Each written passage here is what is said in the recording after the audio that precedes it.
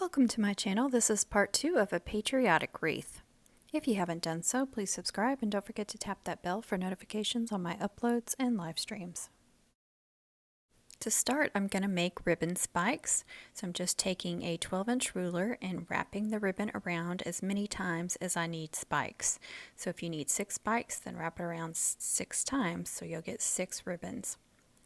And then just cut that off, cut both ends of that, and then you'll have the right number of pieces that you want. And then you need to trim off the ends and cut a V shape to make them look pretty. I like to fold the ribbon over and then fold it over in half like that, and then cut my angle. That way I can get both ends cut at the same time. Now you need a good pair of scissors to be able to do that.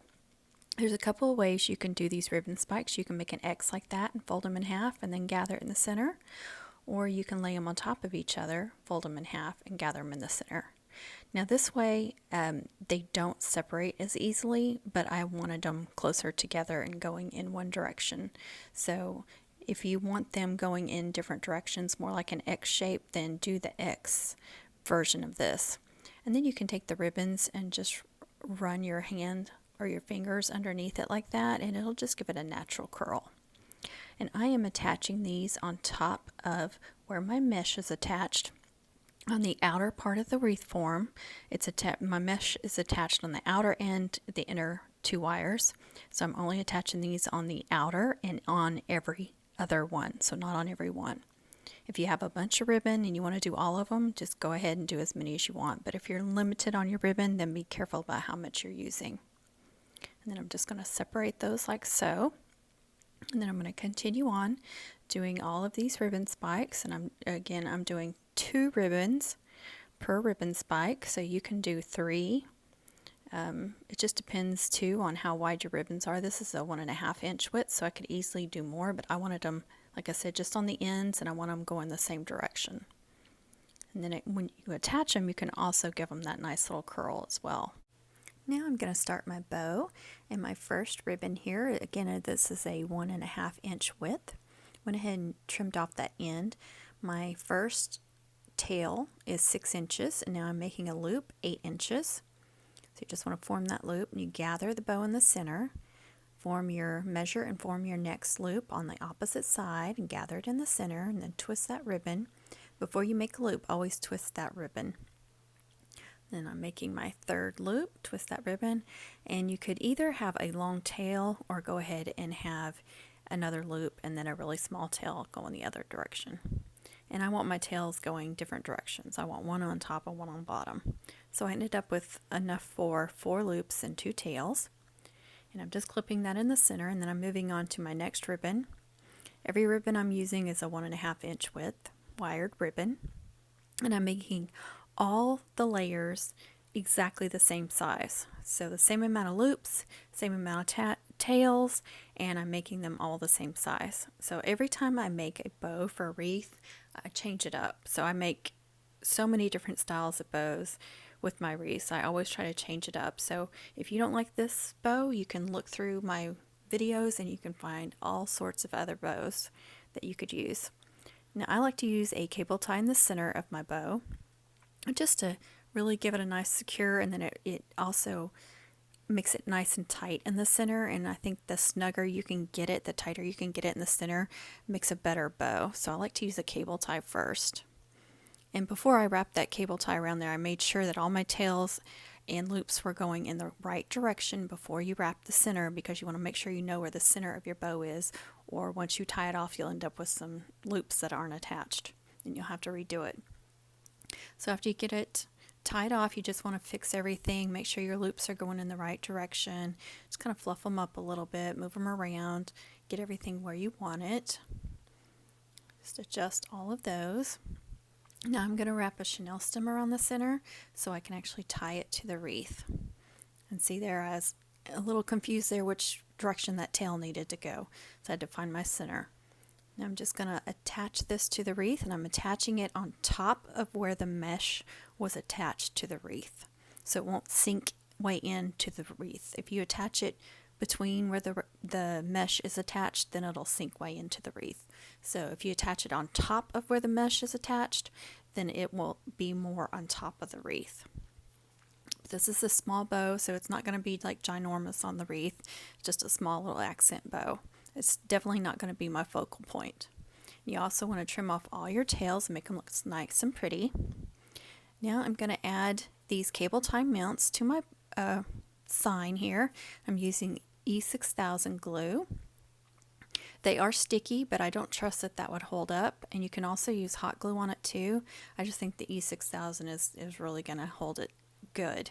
And you could attach these anywhere you wanted, on the ends, down towards the bottom, but I put one at top and one on bottom because I'm going to hang this off to the side. Now I also have these tin trucks, so I'm attaching cable tie mounts to those as well. I think these little cable tie mounts make it so much easier to attach things to your wreath. So all you do is run a chenille stem through the cable tie mount, and I give it a twist. Once it's dry, I do really need to let that set for a day if you're using the E6000 glue. If you're using hot glue, of course, it only takes a matter of minutes. Then you just want to run your chenille stems between the mesh, find some gaps between the mesh, and run those chenille stems through there, and then pull it snug. You don't want to pull your signs too tight, and you don't want them too loose either. And then I give it a couple of twists, and I turn it over and check the sign just to make sure that it's where I want it, and it's not too tight and it's not too loose. So see, I'm going to flip it over and check it, and it's perfect. So now I'm going to go back and tie those chenille stems or wrap them around the wreath form. That way they're not sticking out, they're not poking, and then it also makes it look a lot cleaner. I'm attaching these tin trucks the same way. I'm using one cable tie mount. Just run your chenille stem through there, and then find where you want to attach it on your wreath, and just move your mesh apart and find a nice place where you can run your chenille stems through there. I don't run my chenille stems actually through the mesh. I move the mesh and find gaps, and then run your chenille stem through those gaps, because if you run your chenille stem actually through the mesh, you're going to risk tearing it up and making it fray and stuff like that. So just avoid that.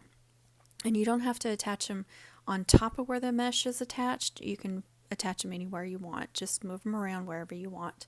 Now I have this little tinsel dog. It's like a plastic base, and then it's wrapped in tinsel, so it's really easy. All I have to do is run this chenille stem through there and then attach it to the wreath. Very simple, because there's gaps all in there, so it's really easy to work with. And I thought it was really cute little dog.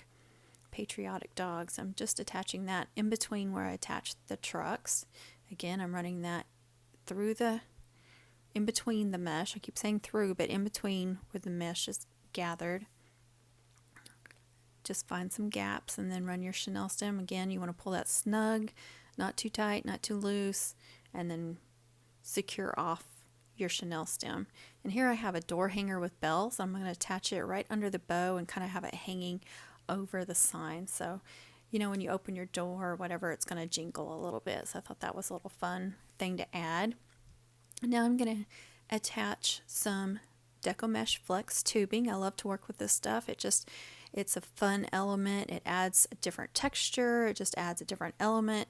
So, it's a inexpensive, fun way to add more to your wreath.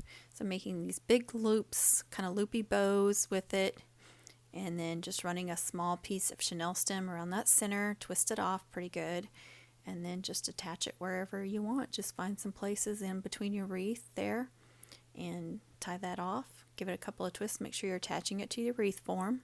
Make sure everything you're putting on your wreath is actually attached to the wreath form.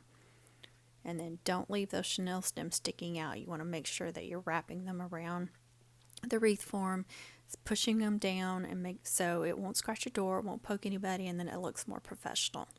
I actually ended up adding some red tubing after I finished this video, so I didn't show that part. I apologize for that. You will see a picture of it. And then I did, on one spot, I ran some metallic chenille stems through the tubing and made swirls. And you can see that on some of my Homecoming Mom videos. I actually show how to do that. So if you're wanting to see how to do that, I'll try to put a card on the top of this video for that. You can also comment and I will send you a link to that if you need it. Here it is finished. It was such a fun wreath to make. I hope this inspires you to make your own fun patriotic wreath. Thanks so much for watching, everyone. I appreciate each and every one of you. Please share, subscribe, like, comment. Please be kind with your comments. Please be kind to others. And happy crafting, everyone.